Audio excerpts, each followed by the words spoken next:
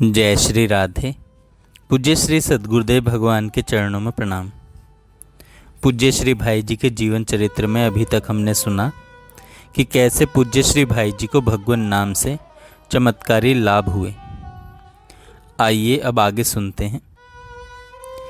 सामूहिक जप यज्ञ का श्री गणेश। जेल जीवन से भगवान नाम के प्रति भाई जी की निष्ठा दृढ़ हो चली थी। शिमलापाल जीवन में नाम जप की बड़ी तत्परता से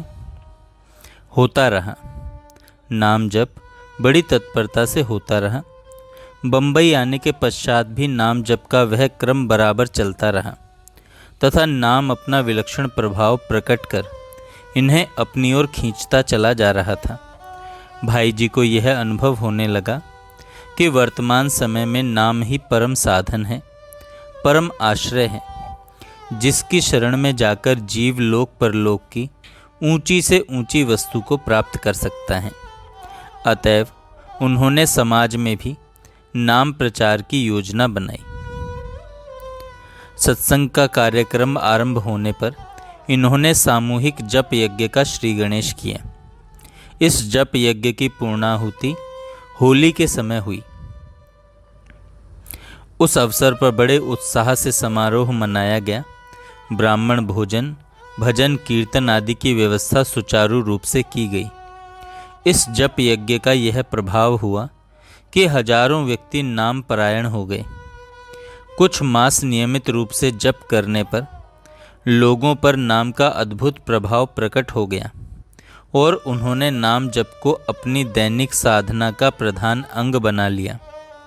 आगे चलकर जप यज्ञ नियमित रूप से चलने लगा और इसे वार्षिक पारमार्थिक योजना का रूप दे दिया गया।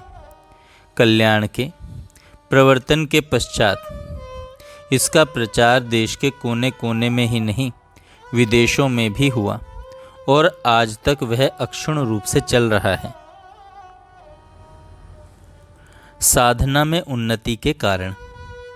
श्रद्धेय श्री सेठ जी के सत्संग के प्रति समाज में बड़ी रुचि बढ़ रही थी। हजारों स्त्री पुरुष उनके सत्संग से लाभान्वित हो चुके थे। श्री सेठ जी ने विचार किया कि उत्तराखंड की पवित्र भूमि में कुछ दिनों के लिए सत्संग का आयोजन किया जाए। ऋषिकेश का गंगा तट इसके लिए चुना गया। सत्संग प्रेमियों को सूचना दी गई और चुने हुए श्रद्धालु व्यक्ति वहां पहुंचे। उस समय का ऋषिकेश आज का ऋषिकेश नहीं था। वह वास्तव में तपस्या भूमि था। सत्संग में जाने वालों के लिए न ठहरने के लिए स्थान की ठीक व्यवस्था थी, न अन्य सुविधाएं ही उपलब्ध थीं। भाई जी भी 3 दिन के लिए उस सत्संग में सम्मिलित हुए। श्री सेठ जी ने कुछ साधकों को उत्साहित करने की दृष्टि से कह दिया कि हनुमान की तरह साधना में तत्परता से लगना चाहिए। उसकी निराकार के ध्यान की स्थिति ऐसी है। श्री सेठ जी के मुख से ऐसी बातें सुनकर लोगों की लालसा जगी कि श्री भाई जी से साधना में उन्नति के हेतुओं की जानकारी की जाए। लोग भाई जी से प्रेम पूर्वक आग्रह करने लगे। भाई जी बड़े ही संकुचित हो गए, पर लोग मानने वाले नहीं थे। आखिरकार इन्होंने उसका रहस्य खोलते हुए निम्नलिखित 6 बातें बताईं। पहला, भगवान, शास्त्र तथा महापुरुष के वचनों में अविचल श्रद्धा एवं विश्वास करना। दूसरा, वे जैसे कहें उसी के अनुसार प्राण पर्यंत साधन करना। तीसरा, परमात्मा की अनिर्वचनीय कृपा का हर समय अनुभव करना। भगवान के नाम का निरंतर जप करना। और 5वां, अपनी साधना का किंचित भी अभिमान न करना। पहला है भगवान, शास्त्र तथा महापुरुषों के वचनों में अविचल श्रद्धा एवं विश्वास करना। दूसरा, वे जैसे कहें उसी के अनुसार प्राण पर्यंत साधन करना। और तीसरा, परमात्मा की अनिर्वचनीय कृपा का हर समय अनुभव करना। चौथा है भगवान के नाम का निरंतर जप करना। और 5वां, अपनी साधना का किंचित भी अभिमान न करना। इन 5 बातों से साधना में मुझे बहुत लाभ हुआ। इन 5 के अतिरिक्त एक बात और है जिससे मुझे और सहायता मिली। वह है, जब श्रद्धालु श्रोता मुझसे मिलते थे, अपने आप अंतःकरण में बहुत ऊंची ऊंची बातें स्फुरित होती थीं और मैं उन्हें कहता था।